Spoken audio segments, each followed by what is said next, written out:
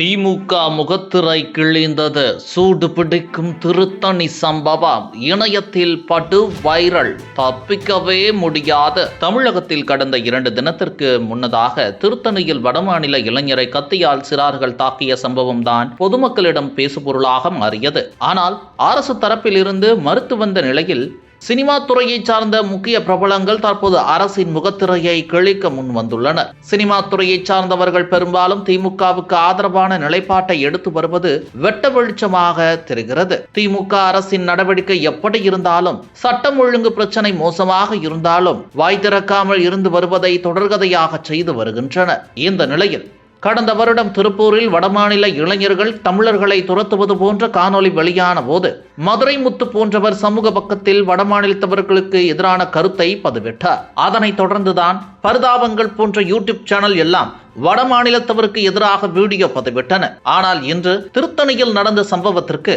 இவர்கள் யாரும் குரல் கொடுக்கவில்லை. திருத்தணி சம்பவத்தை அடுத்து அமைச்சர் மா சுப்பிரமணியன் கூட தமிழகத்தில் கஞ்சா போதை இல்லை என்று வெளிப்படையாக பேசியது கூட மக்களிடம் கடும் எதிர்ப்பை உண்டாக்கியது. இந்த நிலையில்தான் முன்னணி நடிகர்கள் அமைதி காத்து வரும் நிலையில் வளர்ந்து வரும் நடிகர்கள் பொதுவெளியில் வந்து நடப்பதை அரசுக்கு எதிராக சொல்ல முன் வந்துள்ளனர். அந்த வகையில் இசையமைப்பாளர் சந்தோஷ் நாராயணன் தெரிவித்தது, கடந்த 10 ஆண்டுகளாக நான் சென்னையில் வகித்து வரும் பகுதியானது குறிப்பாக இரவில் போதைப் பொருட்களுக்கு அடிமையான குண்டர்கள் மற்றும் குற்றவாளிகளால் மிகவும் அபாயகரமான பகுதியாக இருக்கிறது. எனது ஸ்டுடியோ தளத்தில் பணிபுரியும் பல அப்பாவி கட்டுமான தொழிலாளி நண்பர்கள் சமீபத்தில் பலமுறை தாக்கப்பட்டனர். கைது செய்யப்பட்ட அத்தகைய குற்றவாளிகளில் ஒருவன் வரம்பை மீறி போதையில் இருந்ததால் காவல்துறை தடியடி நடத்திய போதும் எந்த வலியும் இல்லாமல் சிரித்துக் கொண்டிருந்தான். மேலும் இந்த தாக்குதல் நடத்துபவர்களில் பெரும்பாலானோர் பெருமைமிக்க இனவெறியர்கள் மற்றும் பிற மாநிலங்களைச் சேர்ந்த மக்களை கண்மூடித்தனமாக வெறுத்து தாக்குபவர்கள். இத்தகையவர்களுக்கு ஆதரவாக பல உள்ளூர் அரசியல் குழுக்களும் சாதி அடிப்படையிலான அமைப்புகளும் ஓடி வருகின்றன.